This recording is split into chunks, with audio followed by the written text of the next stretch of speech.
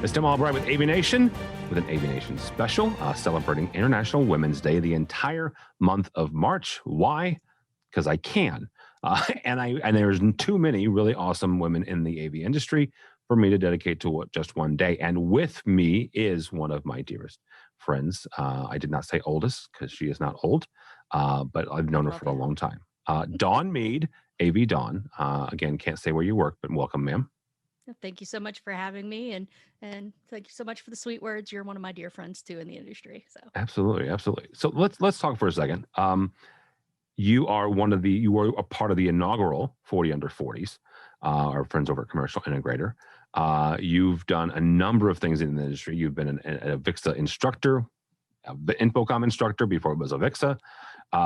You've worked for large companies and small companies. Let's go back to the beginning and how did Dawn Meade get involved and get roped into this incredible industry we call AV? well, I'm going to go way back because it's kind of a funny story. I actually came into the industry not too long after college. And for those of you that are wondering, what kind of major can I use to become an AV professional? I was a double major for undergrad, English and dance. And the dance So thing still is awesome. so yeah, I had completely, as my late father said, completely useless degrees that he paid way too much money for. Um, but being the nerd that I am, I also took some on-campus work for the physics department, but more importantly for the computer science department. And I worked in the computer labs, helping students that weren't super familiar with how the computers worked in the late 90s when it was still becoming more of a thing, and helping them with printing papers and formatting, essays and things like that, from the technical front. So that's kind of where I learned to merge my communication skills with technical skills. God love them, most of the guys, and it was mostly guys that worked for the computer science department and were computer science majors. They were brilliant at technology, but some of them were not that great at talking to people, not just women, but people in People, general. you So I was kind of, even right from the start, translating from tech to normal people for the normal people, which is a theme you'll see recurring. After college, I went sort of into marketing and advertising. Moved from Pittsburgh, my home area, to Maryland for a guy. I know, I know, I failed the Bechtel test. I moved down here for a guy, my boyfriend at the time, now my ex husband, who was also in the industry, and I got a job at an ad agency, and I was working on advertising campaigns and also hand coding HTML websites back before drag and drop and easy websites were a thing and every 5-year-old could build one. You had to have people that knew how to write HTML, and my lovely geeky friends in college showed me how to do that. So I started there. Within about a year, the commute to the ad agency and just the atmosphere of the ad agency was not good. It was pretty toxic. And my now ex said, "Hey, I'll support you for a few months to find a different gig. We'll take care of you on that front. Just find something you're good at and enjoy. In the meantime, this AV integrator I work for wants a website because websites are the new thing now. So can you maybe come in and build him a website freelance?" So sure, I'll do a little freelance gig, write a website, get it up and running. And I went to the company. I believe they're out of business now, but it was called Advanced Video Systems here in Maryland, and went there, built them their very first website from scratch, HTML and registering with GoDaddy and all, the whole rigmarole. And they said, "This is great. We could use probably maybe some office help if you're looking for work until you find something in your field." I said, "Sure." And the day I started as just office help and doing their website on a more permanent basis, their AV salesman didn't show up. They had a big proposal. He had gotten a big bonus the Friday before, and apparently went on a bender and was never seen or heard from again. So they said, "Oh crap, we need someone to help us with sales, and you did kind of markety stuff. How's about it?" And so that's how I became an AV professional. And it was cool because being a tech geek, I love technology. And I looked around and said, "Oh my God, I can get paid to play with big kid toys. This is awesome." Didn't know it was a career possibility, but I'm down for it. And then immediately followed that thought with, oh crap, now I got to learn all this technology. So, found Infocom, started taking classes, and the rest is history. Well, and talk about the transition and the translation, because you mentioned the fact of taking geek speak and converting it into normal speak and for normal people. Right. That's what you've done almost your entire career. Both from, and we somewhat joke, if you watch any AV week in the last, good Lord, 10 years, you'll see Dawn, right now every 6 weeks at least. She currently works for an end user. However, she still does it, right, for the end user, right? She's an in-house, Joe Way will say an in-house integrator, but you're in-house consultant, but you're still converting and translating. How do you do that? How do you take some of that technical speak and convert that into normal people speak, right? Words and phrases, and use, how do you communicate what somebody, a switcher, right, a 16 by 16 switcher, what the engineer, God love them, is trying to accomplish, and you convert that into language that an executive or a IT professional can understand. Right. Well, it helps to have a different mindset. If you've ever seen me on AV Week, you hear me say all the time, nobody cares about your gray boxes, and we love gray boxes in this industry. But the truth of the fact is, if you're not in this industry, you're not excited about a gray box that does something fancy, you know. So you have to start thinking of yourself, if you're in sales marketing, if you're in sales engineering, or if you're in training, if you're a tech, think of yourself as an interpreter. And the first rule of being an interpreter is you can't interpret a language you don't understand. Yeah. So, number one, go out and learn as much as you can. If you already know the technical stuff, figure out analogies or metaphors for what you're doing. Um, Way back in the day, I almost broke the training staff at Extron because back then they were trying to explain all their gray boxes. And I said, oh, wait, I get it. The one that breaks out the RGB-HV, this is back analog days, Yeah. the one that breaks out the RGB-HV, that's kind of like the Wonder Bra because it enhances your signal. And your compressing box, that's the DA, whatever the model number was at the time, that's your sports bra. It compresses your signal down. And I had this whole analogy explaining the gray boxes using bra metaphor. And all the guys in the room were appalled, and all the women in the room were like, I get it. So it's a case of, know your customer, whether they're male, female, whether they're high level, C-level executives or receptionists, secretaries, assistants that happen to be the one that the CEO level calls to set up the room. Figure out who you're talking to, and then figure out what language they talk, and then figure out how, use analogies, figure out the story behind it.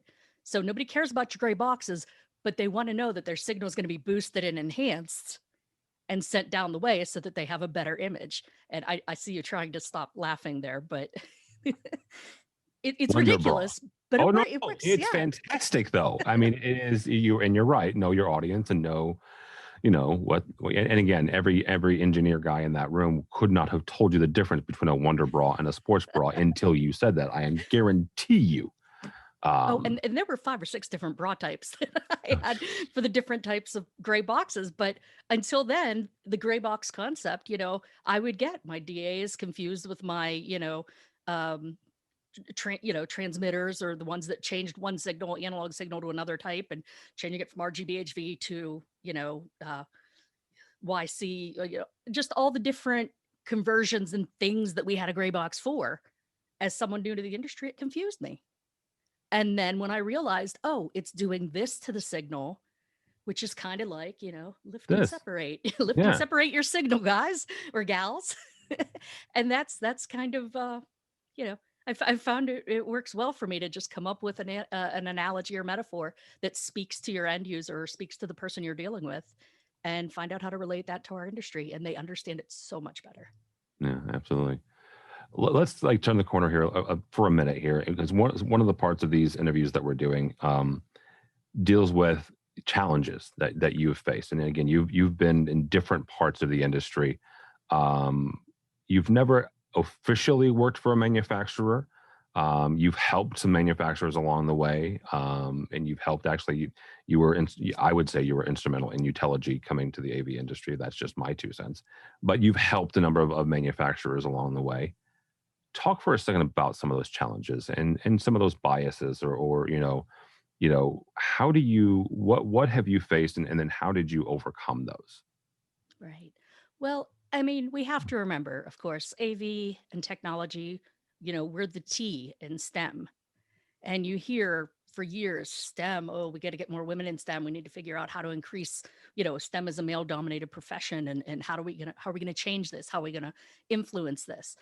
And to some extent, that's very true. When I started, there were very few women in our industry. Over the most of 20 years I've been in the industry, it's changed significantly. There are a lot more women, but I guarantee when there's no COVID and there's 40,000 people in a convention center for Infocom or ISC or CES or whatever, there's still going to be no lines in the ladies' rooms, and there's going to be lines at the men's rooms. That's the reality. There's still so many fewer women than there are men. So I think the first thing that we have to overcome is sort of an inherent bias. Science and technology, that's boy stuff. Let's buy our boys video games. Let's buy our girls Barbie dolls. You Yeah. know, that sort of thinking hinders the approach or the welcoming of women. I will say this, and I've said this right from the start in this industry, of the STEM fields, and I have a lot of female friends who are computer scientists, who are lab coat scientists with the goggles working in chemistry and neurology and things like that. Um, any of the mathematics, even I have some math friends. All of them face the same problems. Very male dominated industries. But I will say that of the different STEM fields that I've had experience with or known people with experience with, AV is the most welcoming to women. I've found that within the industry, on the whole, of course, there's always going to be, a caveman or a old style, like, oh, this is guys' work. But on the whole, most men have been incredibly welcoming of women.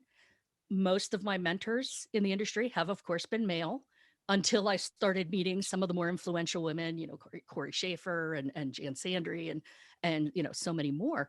But up until that point, it was dudes. It was, to quote our friend over at Avixo before she got in trouble with her box, AV's a sausage fest sometimes. Yeah. And to be a woman, you have to first accept that, have a little bit of a thick skin, know you're going to run into those at this point Neanderthals who don't think women can understand technology.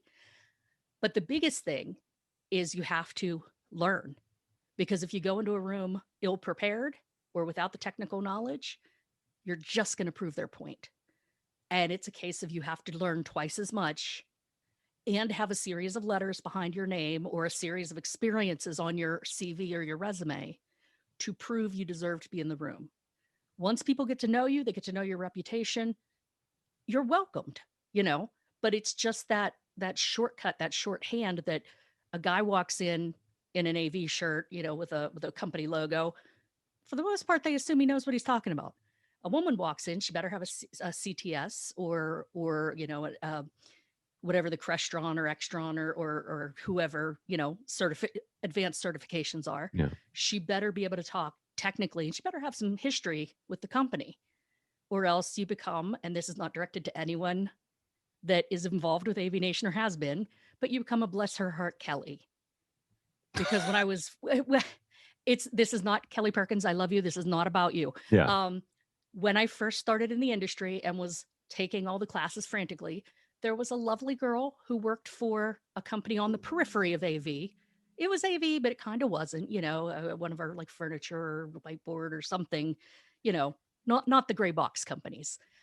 And she was a salesperson and she knew nothing, bless her heart, about the technology, to the point that anytime we had a meeting with her, the entire company referred to her as bless her heart Kelly. And it's become a stand-in phrase, for that sort of, and you can have guys that are bless her heart Kellys, but people assume they know what they're talking about Until they open their mouth. until they open their mouths and prove they're a bless her heart Kelly. So, Exactly. that's the thing. The key is education. The men are welcoming in this industry, but you need to know what you're talking about. And that's the biggest challenge to overcome is getting that reputation, getting that credential, that knowledge, so that they say, oh, she doesn't just get a seat on the table because she's a woman. She gets a seat at the table because she knows what she's talking about and happens to be a woman. Yeah, absolutely. Let's kind of wrap up here and look back at the industry when you're ready to retire, and you are not anywhere, shape, or form close to it. But when you're ready to say, okay, I'm going, and this is I'm retiring. When you look back on your career, when you look back on the industry, what do you want to see have changed? Obviously, this is International Women's Week, International Women's Month. So, at the risk of paraphrasing a great man we celebrated last month, I want us to not see gender. I want us to not see color. I want to live in a world where anyone and everyone that has the passion and has the education can be a working AV pro and have that respect, just as an assumption. The day that you don't have to say a female AV professional, it's just an AV professional. That's the important thing, similar to what's going on in the world. We don't want a female vice president. We want a vice president. She happens to be female, it's that kind of shift in mindset that I hope is there. And of course, the tech geek in me hopes to see all the cool whiz bang stuff like we've seen growing up on television and movies, and the Jetsons. A lot of that's come true, but there's An always affordable something new. OLED. You want an affordable OLED by the time I want my wall to be an affordable OLED held up with command strips because it's so light and easy. But that's been a multi-decade at this point. Dawn and I goal. share a love of OLED or an obsession. I'm not sure which it is right now. So Yeah, I'd lean more towards obsession. But yeah, I agree with that. All right, Dawn Meade, thank you so much, ma'am. My and pleasure. thank you for hanging out with me for this many years. How do people connect with you? Well, you can always find me on Twitter, Instagram, Snapchat, all those social things at AVDawn. You can find me on LinkedIn and the more official things, Dawn Meade with an E on the end, just like the general. And you can't find me at work because if I told you where I work, I'd have to shoot you. But you can always find me here on AVNation.tv as a guest on Tim's fabulous AV Week show periodically and hosting AV Social and not talking about gray boxes and how to sell them without that. No gray boxes. No bra analogies. I promise we've outgrown that. No pun intended. I don't believe you. Eventually, one of these times you're going to do it and you're going to make Mitchell blush. So, I've been trying to make you blush for years now. So, you do it like what you just think and I blush. So anyhow. All right. Thank you, ma'am.